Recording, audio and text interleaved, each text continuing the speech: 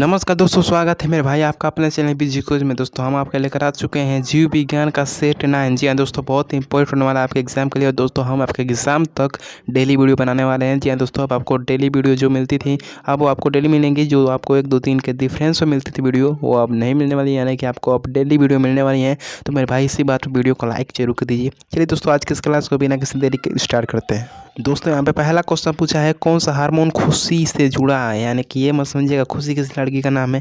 दोस्तों खुशी का यहाँ पे मतलब है हैप्पीनेस, आपका आनंद, आपका खुशी। जी हाँ दोस्तों, कौन सा हार्मोन खुशी से जुड़ा है, यानी कि जब आप खुश होते हैं तो उसमें किस हार्मोन की दोस्तों योग्यता होती है, किस हार्मोन आपको सहायता करता है खुशी को बढ़ाने में। दोस्तों एड्रेनालिन होता है, सेरोटोनिन होता है, प्रोलैक्टिन होता है या फिर थायरॉक्सिन होता है। दोस्तों ये जो हार्मोन होता है मेरे भाई वो सेरोटोनिन होता है। ऑप्शन बी में सेरोटोनिन है मेरे भाई, आपका राइट आंसर ऑप्शन बी हो जाएगा। जो सेरोटोनिन होता है मेरे भाई वो खुशी से जुड़ा है, यानी कि जब आप खुश होते हैं तो उसमें किस हार्मोन की योगदान होता है, तो मेरे भाई आपका सेरोटोनिन हार्मोन का योगदान होता है। सेकंड में दोस्तों क्वेश्चन पूछा है, मानव शरीर में सबसे बड़ी कोशिका कौन सी है। दोस्तों मानव शरीर में सबसे बड़ी कोशिका कौन सी होती है, अंडाणु, तंत्रिका कोशिका, यकृत कोशिका या फिर रक्त कोशिका होती है। दोस्तों मानव शरीर में सबसे बड़ी कोशिका आपकी अंडाणु पाई जाती है, जो कि स्त्री में पाया जाता है। कहाँ पाया जाता है, स्त्री में पाया जाता है। तो मानव शरीर की सबसे बड़ी कोशिका अंडाणु कहाँ पाया जाता है, स्त्री में पाया जाता है। दोस्तों इसका आकार होता है 0.1 मिलीमीटर। जी हाँ दोस्तों, मिलीमीटर होता है 0.1 मिलीमीटर, या फिर इसको आप 100 माइक्रोमीटर कह सकते हैं, 100 माइक्रोमीटर आप कह सकते हैं। दोनों बात एक ही, या फिर 100 माइक्रोमीटर का ही, या फिर 0.1 मिलीमीटर का, ये दोनों बात एक ही है। दोस्तों मानव शरीर की सबसे बड़ी कोशिका आपकी हो जाएगी अंडाणु। कहाँ पाई जाती है, तो स्त्री में पाई जाती है। स्त्री के कहाँ पाई जाती है, अंडाशय में पाई जाती है। तीसरा हम दोस्तों क्वेश्चन पूछा है, मांसपेशियों को ऊर्जा कौन देता है। दोस्तों मांसपेशियों को ऊर्जा कौन देने का कार्य करता है, एटीपी करता है, डीएनए करता है, आरएनए करता है या फिर आरबीसी करता है। दोस्तों हम इन चारों का फुल फॉर्म सबसे पहले बता दे रहे हैं आपको। एटीपी का होता है एडिनोसिन ट्राइफॉस्फेट, आप एक बार और सुन लीजिए, एडिनोसिन ट्राइफॉस्फेट होता है। डीएनए का यहाँ पे डिऑक्सी राइबो न्यूक्लिक एसिड होता है। आरएनए का राइबो न्यूक्लिक एसिड होता है। आरबीसी का रेड ब्लड सेल होता है। आरबीसी का रेड ब्लड सेल होता है। दोस्तों यहाँ पे क्वेश्चन पूछा है कि मांसपेशियों को ऊर्जा कौन देता है, तो मेरे भाई आपका ऑप्शन ए राइट आंसर हो जाएगा। एटीपी जो होता है मांसपेशियों को ऊर्जा देने का कार्य करता है। इसको दोस्तों एटीपी जो होता है इसको ऊर्जा की मुद्रा भी कहा जाता है। जी हाँ दोस्तों, ऊर्जा की मुद्रा एटीपी को कहा जाता है, जिसे अंग्रेजी में एनर्जी करेंसी कहा जाता है। दोस्तों इसको अंग्रेजी में एनर्जी करेंसी के नाम से भी जाना जाता है। तो दोस्तों मांसपेशियों को ऊर्जा देने का कार्य कौन करता है, एटीपी करता है। और कहाँ बनता है, एटीपी का निर्माण कहाँ होता है मेरे भाई, तो इसका निर्माण होता है आपका माइटोकॉन्ड्रिया में। जी हाँ दोस्तों, माइटोकॉन्ड्रिया को पावर हाउस कहा जाता है, कोशिका का पावर हाउस कहा जाता है। और दोस्तों इसी में यह बनता है एटीपी, और एटीपी को भी दोस्तों ऊर्जा की मुद्रा या फिर एनर्जी करेंसी कहा जाता है। चौथा में दोस्तों क्वेश्चन है, और उससे पहले लाइक कर दी वीडियो को, क्योंकि इससे भी इंपॉर्टेंट क्वेश्चन और मज़ेदार क्वेश्चन आपको आगे देखने को मिलने वाले हैं। तो भाई लाइक करते चलिएगा।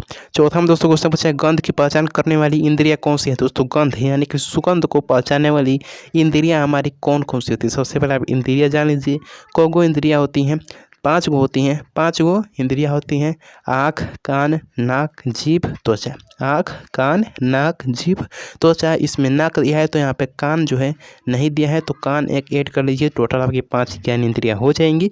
इससे हम किसी भी वस्तु का, किसी भी चीज़ का पता लगाते हैं। तो दोस्तों गंध की पहचान यहाँ पे करने वाली कौन सी इंद्रिया हो जाएगी मेरे भाई, आपकी नाक हो जाएगी। आप सूंघ कर किसी भी चीज़ को सूंघ कर बताते हैं, या फिर ऐसे बता सकते हैं कि वहाँ पे समोसा बना है, वहाँ पे रसगुल्ला छना है, वहाँ पे बारात है, चलो भाई आज दावत है, चलें फ्री में खाना है। तो दोस्तों यही है गंध की पहचान करने वाली इंद्रियां, नाक। पांचवा दोस्तों क्वेश्चन पूछा है, इंपॉर्टेंट क्वेश्चन होने वाला है।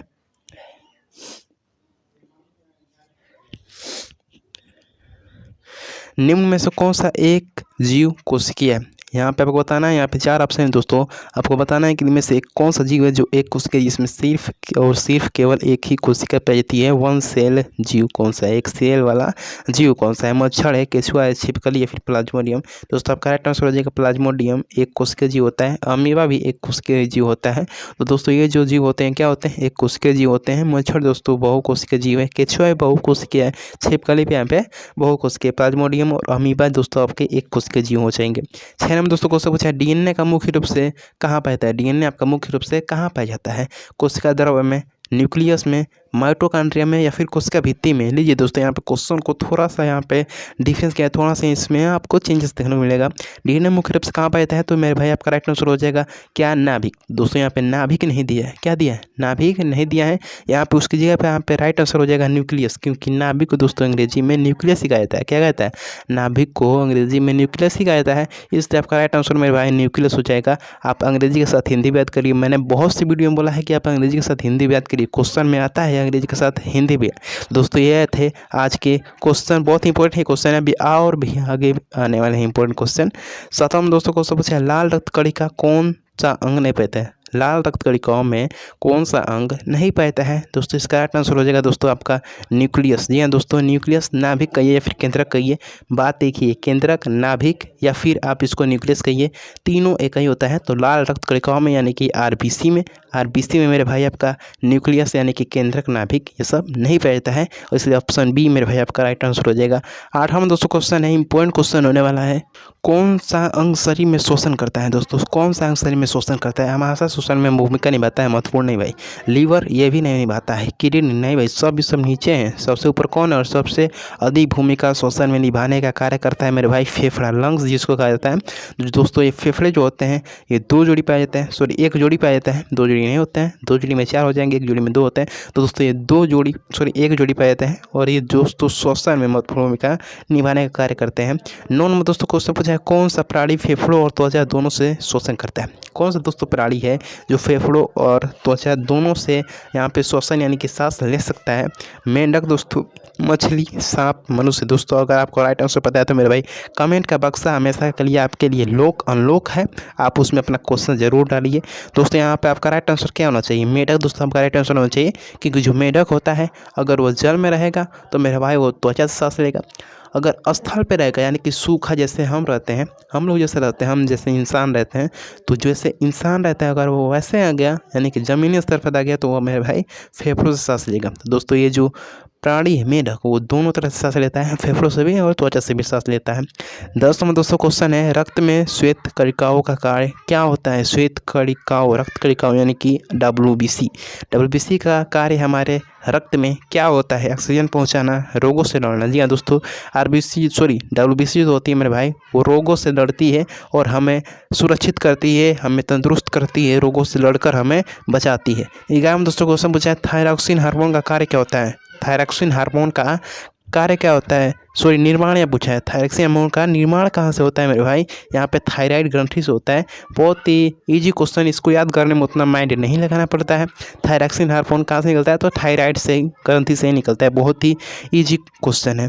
12 दोस्तों क्वेश्चन पूछा है, क्लोरोफिल किसके लिए आवश्यक है। दोस्तों जो क्लोरोफिल होता है मेरे भाई वो शोषण के लिए आवश्यक नहीं होता है, पाचन भी नहीं, उत्सर्जन भी नहीं। दोस्तों आपका राइट आंसर हो जाएगा, प्रकाश संश्लेषण के लिए क्या होता है, क्लोरोफिल आवश्यक होता है। 13 दोस्तों क्वेश्चन पूछा, माइटोकॉन्ड्रिया को किस नाम से जाना जाता है। बहुत ही इंपॉर्टेंट क्वेश्चन दोस्तों, मैंने पीछे ही शुरू में ये बताया है कि माइटोकॉन्ड्रिया को दोस्तों कोशिका का पावर हाउस के नाम से जाना जाता है, इसलिए ऑप्शन डी मेरे भाई आपका आंसर है। यहाँ पे प नहीं है, कोशिका है, तो कोशिका का पावर हाउस माइटोकॉन्ड्रिया को कहा जाता है या फिर जाना जाता है।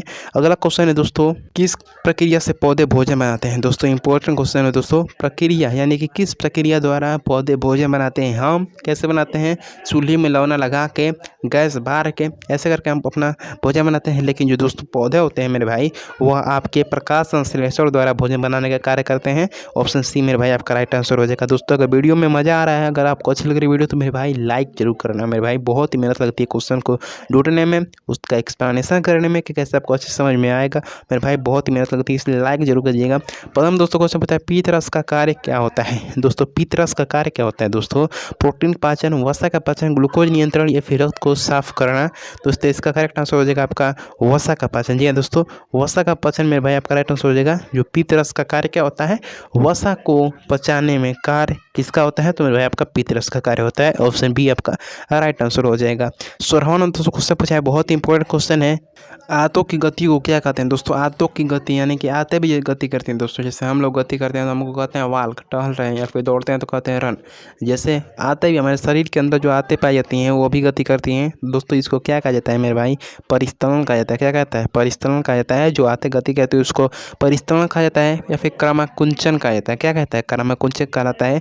जो भोजन को ढकेलने का कार्य करते हैं, यानी कि भोजन ऐसे गला में आ गया ना तो वो जाएगा आपके ग्रास नली में। ग्रास नली यानी कि भोजन की नली में। वो क्रमाकुंचन गति करते करते उसको नीचे तक ले जाएगी, यानी कि अमाशय तक ले जाएगी, उसमें पचेगा। उसके बाद से वो जाएगा आपका ग्रड़ी से होते हुए आपके छोटी आंत में जाएगा। वहाँ पर दोस्तों परिस्तरण होगा, यानी कि क्रमाकुंचन गति होगा। फिर वो आगे जाएगा, उससे पचते पचते बड़ी आंत में आएगा, और बड़ी आंत से दोस्तों वो आपका मलाशय से होकर आपके गुदा द्वारा बाहर निकल जाता है। तो दोस्तों ये होता है पूरा प्रोसेस। इसमें बहुत सारी कंडीशन होती है, कौन सा हार्मोन निकलता है, कौन सा एंजाइम होता है, बहुत सारी कंडीशन होती है दोस्तों। 17वां में दोस्तों क्वेश्चन पूछा है, कोशिका का अध्ययन क्या कहलाता है। दोस्तों कोशिका का जब आप अध्ययन करेंगे, एकदम एक तरफा अध्ययन कोशिका का ही करेंगे, तो दोस्तों वो अध्ययन क्या कहलाएगा। एनाटॉमी कहलाएगा, एंथोलॉजी कहलाएगा, साइटोलॉजी, फिजियोलॉजी। दोस्तों ये जो अध्ययन होगा मेरे भाई साइटोलॉजी कहलाएगा, साइटोलॉजी। यहाँ पे इसको याद करने का एक सिंपल सा ट्रिक है। कोशिका को इंग्लिश में कहते हैं सेल, और यहाँ पे साइटो यानी कि इसका इंग्लिश होता है CYTOLOGY।